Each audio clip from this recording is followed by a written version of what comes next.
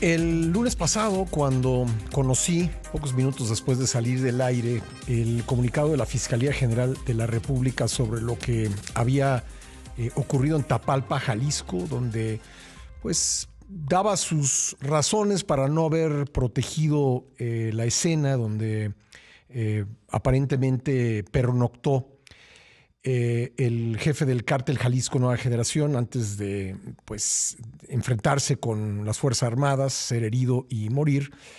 Pues la reflexión, producto, digamos, una reflexión empírica que me surgió, producto de las diferentes coberturas informativas, es que pues así se explica que nuestro país tenga niveles de impunidad que rebasan el 90 y tantos por ciento. Es decir, si las fiscalías no hacen ni lo básico que se espera de ellas, en este caso proteger una escena de investigación pericial, pues ¿qué puede uno esperar en otros entornos, en otras responsabilidades que tienen las fiscalías? Pero eso es nada más un comentario empírico. Quien realmente ha estudiado el tema de la impunidad en México es la organización México Evalúa, que presentó ayer 2 instrumentos para monitorear el funcionamiento del sistema de justicia penal en nuestro país y contribuir al diseño de políticas públicas basadas en evidencia.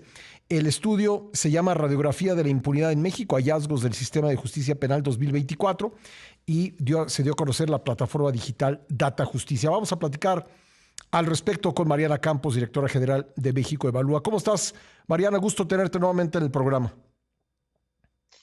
¿Qué tal, Pascal? Muchísimas gracias por este espacio. Bueno, tenemos, lo cierto, un problema real de impunidad en este país. Así es, Pascal. Primero que nada, lo que encontramos es que en México la mayor parte de los delitos no se denuncian, suceden, digamos, a las víctimas y estas prefieren no reportarlo a la autoridad. Esto significa que alrededor del 93% de los delitos no llegan al sistema de justicia.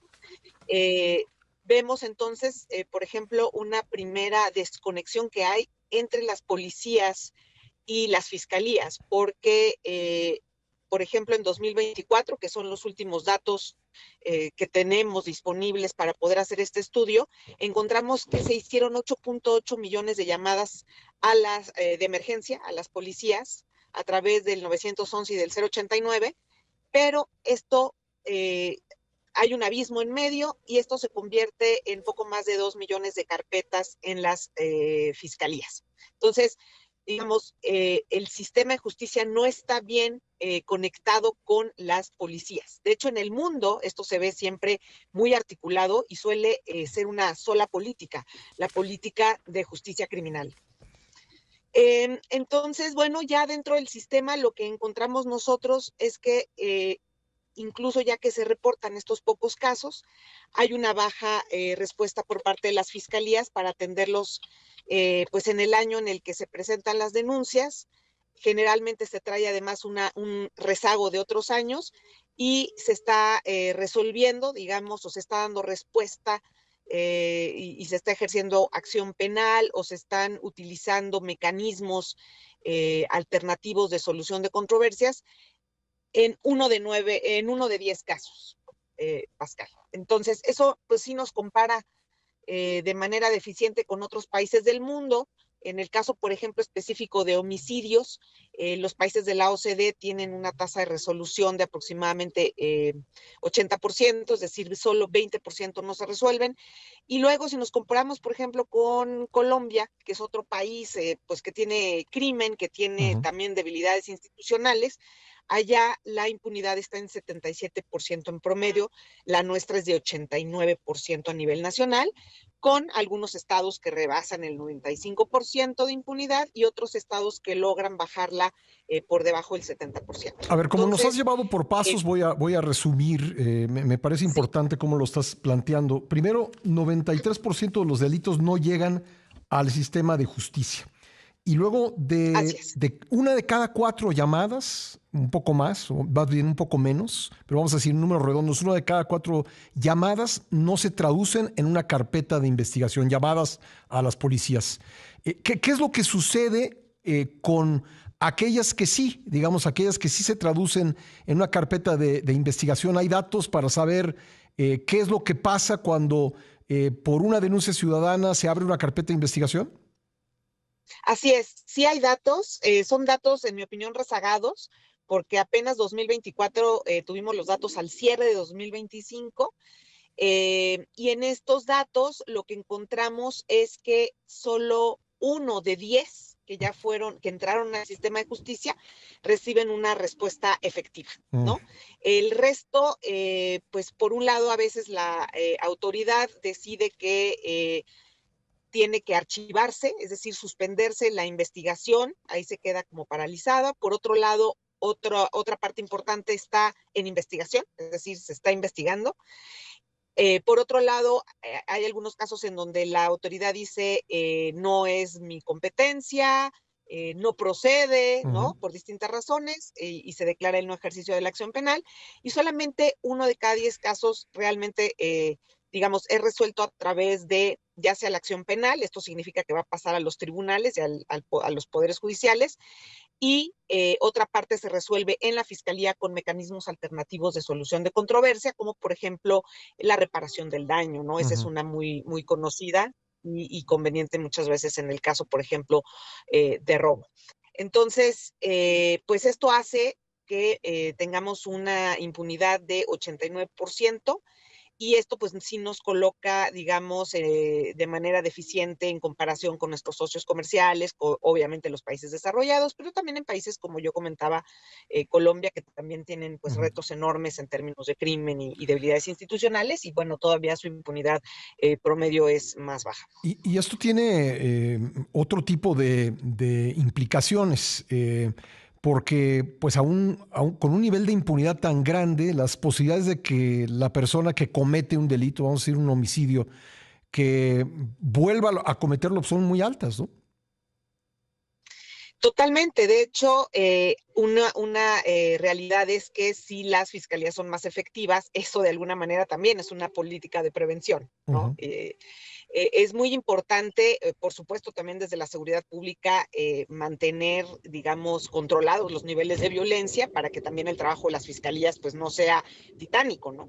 Entonces digamos, la seguridad pública y la justicia criminal no están separadas, son parte de las mismas políticas, tienen que siempre verse de manera articulada. Sí. Notamos en especial que es bien importante mejorar la gerencia de las fiscalías, es decir, requieren mucha tecnología. Por eso creo que es positivo tener proyectos de digitalización en México, pero esto va a implicar, por supuesto, capacitación al interior de las fiscalías. Creemos que hay un tema de insumos, es decir, se requieren más presupuestos para promover la investigación. La investigación es cara, la investigación implica que el personal salga de la fiscalía, cuente con softwares de inteligencia, ¿no? Esté capacitado para esta función, y ahí creemos que, de hecho, también estamos publicando las dotaciones que tienen las fiscalías. Es muy importante contar con suficiente personal, ¿no? Entonces, hay una serie de aspectos que hay que revisar. Y desde luego, utilizar más los mecanismos alternativos de solución de controversias. Hay Ujú. varios delitos que se pueden resolver con esos mecanismos, y eso es lo que están haciendo, por ejemplo, la Fiscalía de Yucatán, que es una de las 3 mejores del país, pues bueno, utiliza ampliamente este tipo de mecanismos, Pascal, y esto, digamos, además de que es importante en todas las fiscalías reforzar las capacidades de investigación, por el momento algunos delitos sí deben de resolverse desde esa vía, ¿no? Como puede ser, por ejemplo, el robo, que no son delitos de alto impacto, especialmente cuando no se compromete un atentado contra la vida, y esto pues puede ayudar de manera muy favorable. Cuando me decías que es importante que las fiscalías cuenten con tecnología, con digitalización, pues me acordé que, de acuerdo con diversas fuentes, tenemos entre 50,000 y 70,000 cuerpos sin identificar en morgues, en fosas comunes. Y eso es pues una cosa básica que tendría que resolverse, ¿no? Saber quiénes eran esas personas, poderlas identificar, poder cruzar los datos genéticos para dar con sus familiares, ¿no? Y es una cuestión que Sí, simplemente no se hace, ¿no? es que ahí hay que construir política pública desde otras, digamos, con una mirada distinta. Por ejemplo, tengo entendido que en Alemania los dentistas están obligados a proveer información a una base de datos sobre, Mira. por ejemplo, las piezas dentales. Ajá. Entonces, hay una serie de aspectos que nos hacen falta de base para poder cruzar datos. Entiendo que el INE es en este momento, y por eso es tan importante preservar muy bien al INE como una organización independiente, pues con las huellas, ¿no? Que en algunos casos ya no se tienen después de cierta violencia, pero a veces sí se tienen, ¿no? Entonces, ¿con qué vamos a cruzar datos? Se necesita política pública para tener bases genéticas, dentales y de huellas digitales. Danos una buena noticia. Me hablabas del caso de Yucatán, que parece que está haciendo bien las cosas. ¿Hay algo que se note que vamos en un camino ascendente, es decir, un camino de abatir la impunidad?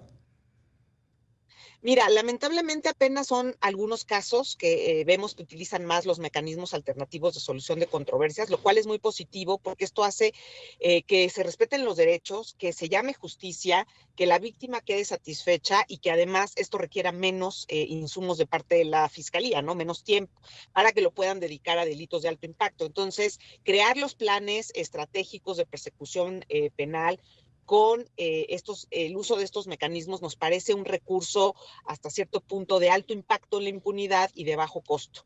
Y esto, sí, creo que el caso de Yucatán es uno, tenemos por ahí a Nayarit haciendo también uso de este tipo de alternativas, también el caso de Michoacán, Querétaro, ¿no? Entonces hay varios estados que todavía pues no es la mayoría, pero ya podemos hablar y queremos desde México Evalúa estudiar y trabajar con los fiscales para entender mejor, obviamente, sus retos y oportunidades, ¿no? Ayer nos acompañaron varios fiscales al evento, hay un buen diálogo y nos dimos cuenta con esto que es posible que en México hayan diálogos de conversaciones difíciles con las autoridades. Entonces, no hay que asustarnos con esta información, hay que trabajar de cerca con las autoridades y promover que exista este diálogo. Oye, y en el otro extremo, el de los estados que, por decirlo suavemente, tienen áreas de oportunidad, ¿cómo andan las cosas? Porque el promedio es 89% de impunidad, ¿no? Pero me decías, hay estados que Sí. andan muy por arriba del 90%. Sí, mira, tenemos el caso, por ejemplo, claramente de estados que están sufriendo mucha violencia y que no están pudiendo atajar, pues se ven inundados de casos, ¿no? De casos. Ese, por ejemplo, puede ser Baja California o puede ser el propio Sinaloa, en donde estos estados les está creciendo el rezago. Es decir, de por sí, pues la capacidad de respuesta de las fiscalías, como te digo, es baja, ¿no? Van lento, se atascan.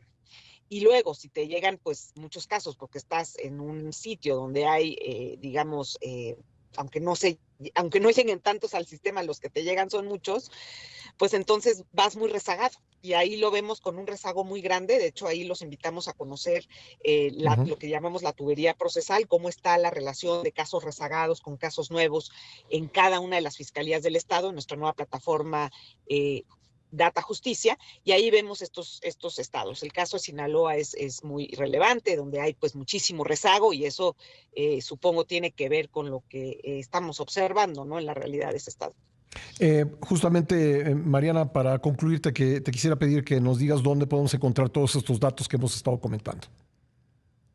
Claro que sí. Bueno, nuestro estudio se encuentra en www.mexicoevalua.org. Y en ese sitio se encuentra la parte tanto del estudio como el acceso a Data Justicia, que es este nuevo portal en donde ustedes pueden encontrar distintos datos de cada una de las fiscalías estatales, así como los promedios nacionales en cuanto a impunidad, el rezago que hay en las fiscalías, en cuanto a la dotación de recursos que tienen, y me parece que es invaluable y es para todo México. Lo pueden consultar gratuitamente legisladores, periodistas y toda la sociedad interesada. Muchas gracias, Mariana, por habernos acompañado esta mañana en la primera emisión. De que gracias a ti por el espacio. Hasta luego. Gracias, Mariana Campos, directora general de México Evalúa. Se dice con frecuencia desde el oficialismo que hay que atender las causas para ir reduciendo la violencia. Pues esta es una causa, esta es una de las causas, porque lo dicen genéricamente y casi siempre refiriéndose al tema de la desigualdad económica. Sosteniendo o insinuando que en la medida en que se reduzca la desigualdad económica, que sin duda es también una asignatura pendiente, va a ir bajando el grado de violencia, el número de delitos. Pero eso está por verse. Lo que está clarísimo es que seguimos en un país con una altísima impunidad y ese es el principal combustible para la comisión de delitos. Si una persona que lo comete ve que no pasa nada, que robó, que mató, que secuestró, que extorsionó, y no sucede nada, pues el incentivo para hacerlo es clarísimo, para hacerlo de nuevo. Entonces, cuando se habla de atender las causas, creo que aquí habría que apuntar a ir reduciendo a través de diferentes mecanismos. Mariana Campos se refería al de la digitalización, al hecho de que las fiscalías puedan contar con tecnología. Sin duda debe ser uno de los caminos a seguir, pero en general ir reduciendo la impunidad en este país es una cosa verdaderamente urgente.